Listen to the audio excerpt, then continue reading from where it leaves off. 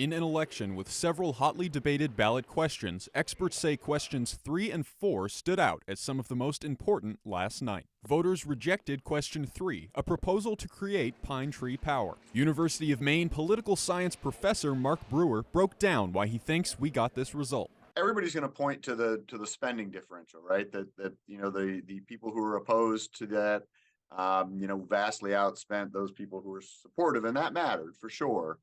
But I think that the message that really resonated with voters was that this was a risky proposition, right? The opponents were saying this is not a well thought out plan. There's just too much that we don't know. And I don't think those supporters of the effort were ever really able to counter that message in any meaningful way. On the other hand, voters approved question 4, the right to repair. Brewer says he believes this outcome is partly because of the messaging that led up to the election. Mainers want to have options, right? I mean, nobody wants to get stuck with just one option to go get something done, regardless of what it is. So I think that the right to repair message was an easier message to pitch and to sell than the message in opposition. As for the 6 other ballot questions, Brewer says the results are unsurprising. I think this was, as far as recent kind of referenda cycles in Maine, this one was relatively low key. The other items, I think, more or less went as people expected them to go. So I didn't see any big surprises. Brewer says the turnout was typical of most Maine elections, but that's because voter participation is usually high. Maine is almost always within the top 5 in the country in voter turnout at the state level. I think in Maine, there's a strong tradition of civic responsibility, and I think that really does have something to say about the